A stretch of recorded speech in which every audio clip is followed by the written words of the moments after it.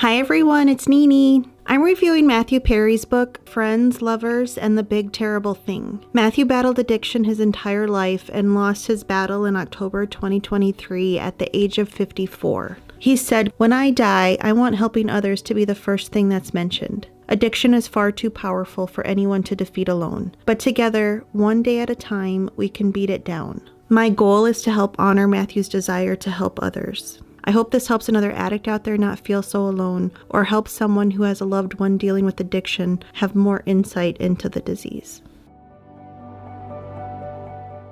It's obviously because I was on Friends, more people will listen to me. I've got to take advantage of that. I've got to help as many people as I can. I don't like talking about it, but I know it's going to help people to talk about it. I know the book is going to help people. I want to start by mentioning the dedication for all of the sufferers out there. You know who you are. The most important thing is to help people. The dedication in the book is to all the sufferers in the world. You know who you are. And there's a very poignant part of the book where I'm in rehab and I'm watching the Academy Awards. And I say that group of people aren't my people. It's the people in the rehab that are my people. And I'm lucky to have them. I don't need an Academy Award. I just need another day. His prologue starts out with saying, "Hi, my name is Matthew, although you may know me by another name. My friends call me Maddie, and I should be dead." I think this is something most addicts can say, because when you put an excessive amount of chemicals or alcohol into your body, it damages your body. There's also the risk of ODing, which often is the outcome for addicts. I was an active opioid addict for 4 years, and I think if I would have kept using, I would have overdosed within 6 months. When you use drugs, alcohol, pills on a daily basis, you build up a very high tolerance. So at the time I got sober, I was taking a very high dosage, and I would have had to increase that dosage in order to still get high if I continued using. So I fully believe my body would not have been able to tolerate that, and I'm so grateful that was not my outcome. What Matthew's referring to is to a very serious health complication he suffered. This occurred in 2018 when he was 49 years old and when he was living in a sober living house. And he writes that he has spent half of his life in sober living homes or treatment centers. Matthew had a lifelong struggle with addiction. He'd get sober and then relapse, and then get sober and then relapse several times. And right away in this book, he talks about some of the reasons that he became an addict. He writes, "At 49, I was still afraid to be alone. Left alone, my crazy brain would find some excuse to do the unthinkable, drink and drugs. I have no fear of talking in front of 20,000 people, but put me alone on my couch in front of a TV for the night and I get scared. And that fear is of my own mind, fear of my own thoughts, fear that my mind will urge me to turn to drugs, as it has so many times before. My mind is out to kill me, and I know it. I am constantly filled with a lurking loneliness, a yearning, clinging to the notion that something outside of me will fix me." The part about where he said his mind would find an excuse to use is so true, because I know I did that all the time. So Matthew is living in a sober living house and he develops severe abdominal pain. It is so bad he's screaming and howling. One nurse suggested he take an Epsom salt bath, and he writes that her badge might have well said "nurse face." His assistant is staying in the sober living house with him, and she decides to take him to the hospital, and they start to leave, but 2 of the counselors stop him because they think Matthew is faking the pain and just trying to get pain pills. Matthew said one of the counselors was a beautiful blonde who he proposed to when he arrived at the sober living house because he was so high and out of it when he arrived. After proposing to her, he promptly fell down the stairs. After she told him he was just faking the pain to get drugs at the hospital, Matthew thought, well, the marriage is off. They get to the hospital and Matthew passed out and didn't wake up until 2 weeks later. What happened was his colon ruptured. He jokes that he always knew he was full of shit. His condition was very serious. He also developed aspiration pneumonia, and doctors said he had a 2% chance survival. He needed to go on ECMO, and the hospital he was at didn't have that, so they were going to transfer him to Cedars-Sinai. But Cedars-Sinai looked at his medical notes and declined to take him because they said they didn't want to be known as the hospital where Matthew Perry died. But they sent their ECMO machine to that hospital, and Matthew was put on that. He eventually woke up and did survive this ordeal, but he had to wear a colostomy bag, and he was in the hospital for 5 months. Doctors said after a year, everything in his body should heal, and he'd be able to get rid of the colostomy bag. One of his sisters was the one who told him that the reason his colon ruptured was due to his chronic opioid use. He cried, hearing that it was his fault. He had done this to himself. He writes, it's not like he was a partier. His opioid use was just a futile attempt to feel better.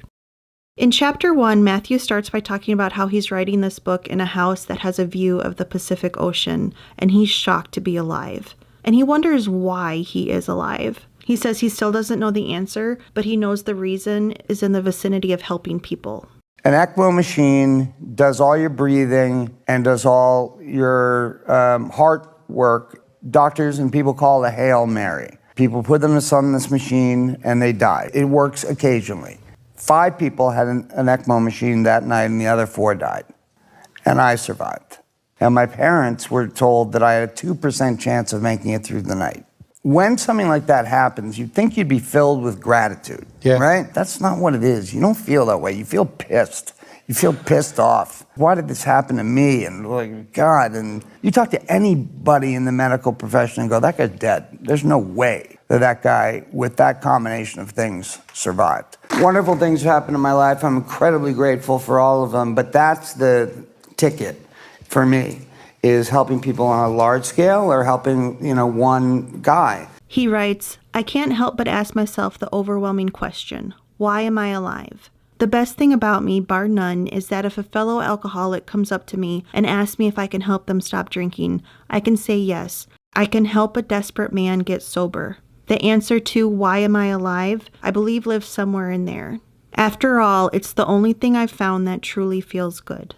He writes that as he sits there writing this book, in the house that has the view of the Pacific Ocean, he's haunted by physical scars and emotional scars. Then Matthew starts to talk about the beginning of his life. His mother was a beauty queen and his father was in a band, and they met when his dad's band performed at a beauty pageant. He says both of his parents were beautiful people. They got married, and Matthew was born on August 19, 1969 in Massachusetts. His mom was just 20, and he includes a picture in the book of his mom feeding him as a baby, and he captioned it, Baby Feeding Baby. He was a colicky baby and screamed a lot. Matthew's parents brought him to the doctor, and the doctor prescribed Matthew phenobarbital. When they'd give it to him, it would knock him out. And there's pictures of me looking like knocked out. My face was all squinched. I was like, and they would laugh because, stoned babies are fun, I guess. But I know that it affected my sleep forever. I don't really sleep that well, and I'm pretty sure it's because of that. But if I was a parent and it was 1970 and I was given this by a doctor and the baby stopped crying, I would do it too. But, now it's like, are you crazy? He writes, I was noisy and needy, and it was answered with a pill. His parents' marriage was not meant to be. They divorced when he was 9 months old, and his father drove he and his mom to Canada and dropped them off at his maternal grandfather's house. Matthew's dad then left them and went to LA to become an actor. Matthew writes that he struggled with feeling abandoned his entire life. With his parents living so far apart, he would often fly back and forth between them all by himself, even at the young age of 5. They call children who fly alone unaccompanied minors, and that's what he considered titling his book because that was what he felt like his entire life, an unaccompanied minor, abandoned, alone. He had a lifetime of feeling like he was not enough. He didn't matter. He had a continuous desperate need for love and comfort. He said on the flights alcohol was all around him. One time a passenger sat next to him and must have drank 10 old fashions, and at the time, Matthew couldn't understand why anyone would want to drink so much of the same drink. He then writes about detox. He says, detox is hell. Detox is lying in bed, watching the seconds go by, knowing you are nowhere near feeling okay. When I'm detoxing, I feel like I'm dying. I'm shaking and sweating. I'm like that baby who wasn't given a pill to make things better. And when detox is finally over, you are bathed in relief, swearing up and down that you will never put yourself through that again. Until there you are, 3 weeks later, in that exact same position. And like a baby, I didn't want to do the inner work for so long, because if a pill fixes it, well, that's easier. And that's what I was taught. After Matthew's dad left, Matthew realized his role was to entertain others, soothe them by making them laugh. He wanted to be a people pleaser. When he was in kindergarten, another kid slammed Matthew's hand in a door, and Matthew ended up losing the tip of his middle finger. That was something I did not know about Matthew Perry. I wasn't a huge watcher of Friends, but I've seen several episodes, and I've also seen some movies that he's in, and I've never noticed that he's missing the tip of a middle finger. But he was brought to the hospital, and when his mom arrived, she was crying, but he told her she didn't have to cry because he didn't cry. He had learned at just 30 days old, if he cried, he'd get knocked out, so he'd better not cry. And he knew his role was to make his mother and everyone else feel better. He writes that now, not that much has changed. If you give me all the OxyContin I can stand, I feel taken care of. And when I'm taken care of, I can take care of everybody else. But without medication, I feel that I would just sputter away into a sea of nothingness. Eventually, Matthew's mom became press secretary for Pierre Trudeau, Prime Minister of Canada. That job was very high demanding, and she was away from home a lot. They moved around to a few different cities in Canada, but eventually settled in Ottawa. His mom's job was very stressful and made her emotional at times. She was also dealing with feeling abandoned by his father leaving. So Matthew learned to be funny to help calm his mother. His mom began to date, and men came in and out of Matthew's life. Every time he saw a plane fly overhead, he wondered if that was his mom's boyfriend leaving them, just like his dad had left them. He sometimes had nannies, but they would quit and abandon him too. He desperately wanted his parents to get back together. He wonders if his home life had been more stable, if he would have gone down the same path that he did. His dad had moved to Los Angeles to become an actor, and he became the Old Spice guy in commercials. Since Matthew lived most of the time in Canada with his mom, and his dad was in Los Angeles, Matthew saw more of his dad on TV than he did in real life. He describes his dad as charismatic, charming, funny, and hyper handsome. And personally, I think Matthew looks a lot like his dad. Matthew says he considered his dad his hero, and even considered him a superhero. Matthew would say to his dad, "You be Superman, and I'll be Batman." Matthew writes about a time when he was 8 years old, and his mom was crying, and he thought, why doesn't she just drink? He had never had a drink at this point, so he doesn't know how he got the idea in his head that alcohol makes things better and would stop crying. When Matthew was 10 years old, his mom married Keith Morrison. If you're a true crime junkie like me, you would know who that is. Matthew describes Keith as the one with the hair on NBC's Dateline. His mom and Keith started to have children together, and a family grew around Matthew, but he didn't feel part of it. He felt like he didn't belong. He started to act out. He got bad grades. He fought with his mom. He stole money. He would talk so much in class that they'd make him turn his desk and face the wall. He went to an all-boys boarding school and beat up a classmate who happened to be Pierre Trudeau's son, the future Prime Minister of Canada, Justin Trudeau. But Matthew again realized the power in making people laugh. He got lead roles in a lot of school plays. He writes that making people laugh felt like everything. He said of all the drugs, the ability to make people laugh is the one that is still most effective because it brings him joy. He writes about his love of tennis that started when he was 4 years old, and his grandpa taught him how to play. He was very devoted to tennis, and by the time he was 14, he was a nationally ranked tennis player in Canada. Also at age 14 is when he first drank alcohol. One night he was hanging out with two friends, the Murray brothers. He said it was hanging out with these brothers is how he developed the way he talked in Friends. They and I started talking in this kind of interesting way. We would say to each other, could that teacher be any meaner? I took that way of speaking and made like $100 million off it. One night they were hanging out in the backyard and they're like, hey, let's drink alcohol. And they found beer and wine in the house. The Murray brothers drank beer and Matthew drank the wine. I drank the entire bottle and lay in the ground and looked at the skies and just felt better than I ever had in my entire life. And I thought to myself, this is probably what normal people feel like all the time. I finally felt at home for the very first time. As soon as I drank alcohol, I just loved it, and I had a much different reaction than the Murrays did. Normal people have a drink and they feel a little, woozy, and then they, go home and go to work. I have a drink, and for the first time in 3 weeks, life seems to make sense. Why would you not want to drink if that happened to you? What he writes about this moment is so relatable. I felt every word. He writes, within 15 minutes, all the alcohol was gone. The Murrays were puking around me, and I just lay in the grass. And something happened to me. That thing that makes me bodily and mentally different from my fellows occurred. I was lying back in the grass and the mud, looking at the moon, surrounded by fresh Murray puke, and I realized that, for the first time in my life, nothing bothered me. The world made sense. It wasn't bent and crazy. I was complete, at peace. I had never been happier than in that moment. This is the answer, I thought. This is what I've been missing. I don't have any problems. It is all gone. I don't need attention. I am taken care of. I am fine. I had no problems for those 3 hours. I wasn't abandoned. I wasn't fighting with my mom. I wasn't doing lousy in school. I wasn't wondering what life was about and my place in it. It took away everything. That is exactly what happened to me. And it was because of the situations in my life at the time, I think, caused me to become addicted. I had a minor surgery and was prescribed Percocet. Took the Percocet, and like Matthew described, everything went away. And I do believe in the addiction gene that causes us to be susceptible to turning to unhealthy ways to numb pain. I was placed in some kind of spiritual guy's office. He turned me around and said, just remember, it's not your fault. And I went, what? He said, it's not your fault. And I said, what do you mean it's not my fault? I'm the one who's doing it. What do you mean? And he explained addiction and alcohol to me, and he saved my life. Because I then knew that it wasn't my fault. It wasn't my will that was screwed up. It was that I have this disease and I need to get help.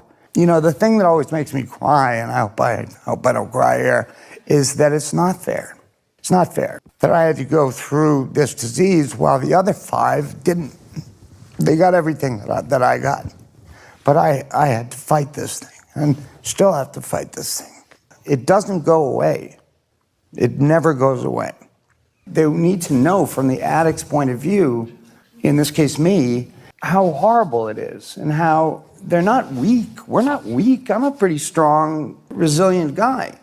But it has nothing to do with weakness. It's a disease that we have, and we don't know that we have it. And if somebody says, just stop, you know, you want to punch them in the face. Nancy Reagan had this slogan that said, just say no. Just say no, yeah. And you're like, well, idiot.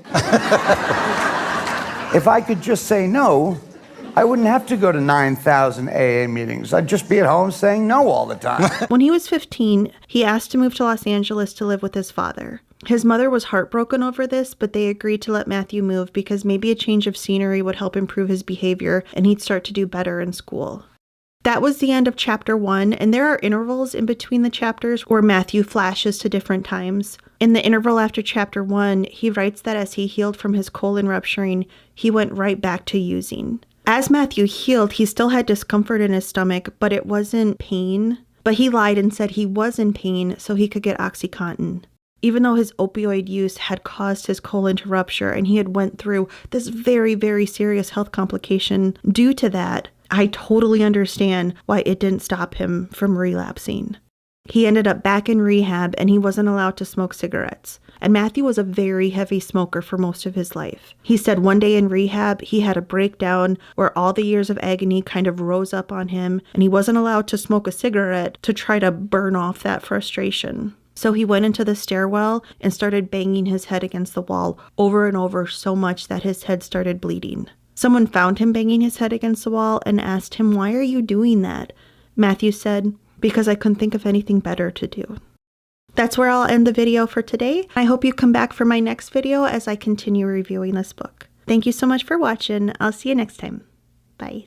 If I did die, it would shock people, but it wouldn't surprise anybody. That's what I'm doing with writing this book. That's why I wanted to do it. I wanted to just talk about the highs and the lows, because people are suffering out there, and maybe if they hear a story from somebody they've seen on TV that's worse than theirs or just the same as theirs, they'll be filled with hope, which is the key thing.